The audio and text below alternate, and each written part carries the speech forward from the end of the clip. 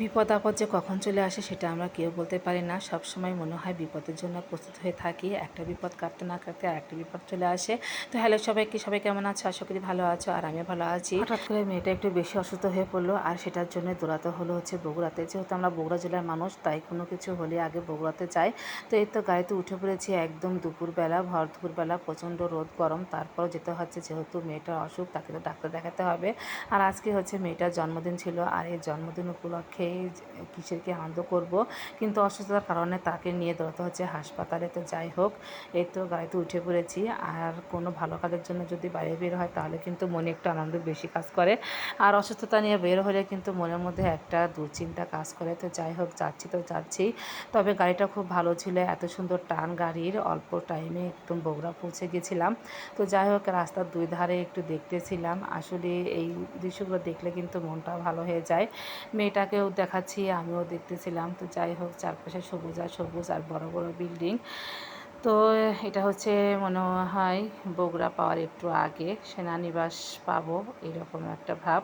তো যাই হোক, এই সেনানিবাস এরিয়াটা কিন্তু অনেক বড়। এখানে হচ্ছে সেনাবাহিনীরা ট্রেনিং করে। এখানে যত সরকারি সেনাবাহিনী আছে সবাই হচ্ছে থাকে, তাদের কোয়ার্টারও আছে। তো এই জায়গাটা দেখতে অনেক ভালো লাগে, অনেক সেনাবাহিনীরা দাঁড়িয়ে থাকে, তাদের ডিউটি থাকে। অনেক ঝড় জঙ্গল গাছগাছালি, এর মধ্যে তাদের হচ্ছে ট্রেনিং দেওয়া হয়। অনেক সময় আমরা দেখি, যখন আসি হঠাৎ করে দেখা হয়।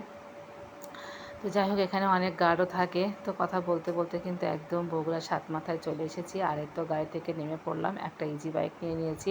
হসপিটালে যাওয়ার জন্য আমরা যাব হচ্ছে মফিজ পাগলা ইসলামী হসপিটালে, সেখানে হচ্ছে মেয়েকে ডাক্তার দেখাবো। তো যাই হোক, ওর ছোটো মানুষ হিসাবে যে সমস্যাগুলো দেখা দিচ্ছে, তার জন্য ডাক্তার দেখাতে হবে দুটো। তো প্রথমে আগে একটা ডাক্তার দেখাবো, সেই ডাক্তার যা বলে সেটার উপর নির্ভর করে হচ্ছে আর একটা ডাক্তার দেখাতে হবে। তো এই তো বেশ অনেকখানি যেতে হয়। তো আমরা এই তো যাচ্ছিলাম, এটা হচ্ছে বগুড়ার হচ্ছে গোল চত্বর পার হয়ে তারপরে হচ্ছে যাচ্ছি এদিকে বনানী, মানে আছে পুলিশ লাইন, অনেক কিছুই আছে বগুড়া দেখার মতো, কিন্তু এখন কিছুই দেখাতে পারতেছিলাম না, যেহেতু গাড়ির মধ্যে ছিলাম, খুব দ্রুত চলাচল করতেছিলাম, আর লোকজনের ভিড়।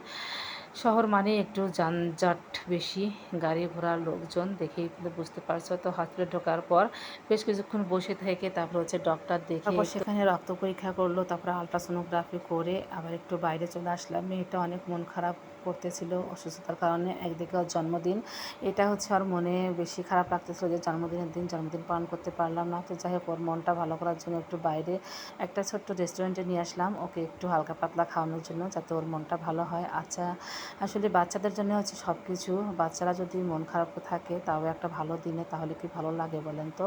ও হচ্ছে ওর জন্মদিন। তো যাই হোক, ওর জন্য একটা চিকেন, গ্রিল চিকেন, আর হচ্ছে নান রুটি, সস সালাদ দিয়েছি। ও বসে বসে খাচ্ছিল, আর আমি একটু দুধ চা খেয়ে নিলাম। তো রেস্টুরেন্টটা ছোটো হলে অনেক ভালো ছিল। তো বেশ কিছুক্ষণ রেস্টুরেন্টে বসে তারপরে হচ্ছে চলে আসতেছিলাম, যেহেতু রিপোর্ট দেওয়ার টাইম হয়ে গেছে, 2 ঘন্টা অলরেডি পার হয়ে গেছে। রক্তের রিপোর্ট দেবে, আলট্রাসাউন্ড রিপোর্ট আগে দিয়ে দিয়েছিল।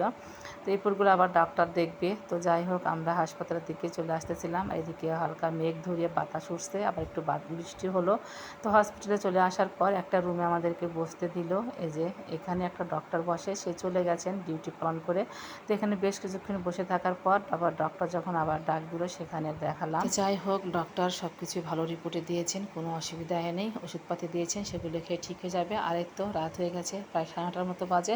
বাসায় চলে আসতেছিলাম। শুভ একটা দিনে যে এরকম একটা বিপদ ঘটবে সেটা এখনও বুঝতে পারিনি। তো যাই হোক, এই তো রাত হয়ে গেছে। এখন আমরা ওখান থেকে একটা সিএনজি নিয়ে চলে আসলাম বনানীতে। এসে একটা বড় কোচ পেলাম, বড় গাড়ি, সেখানে হচ্ছে উঠে পড়লাম, আর এখন বাড়ি আসতেছি। তো সবাই আমার মেয়েটার জন্য দোয়া আশীর্বাদ করবেন। আর যারা বগুড়া দেখেননি, অবশ্যই বগুড়া এসে ঘুরে যাবেন, ভালো লাগবে। সবাই ভালো থাকবেন, টাটা।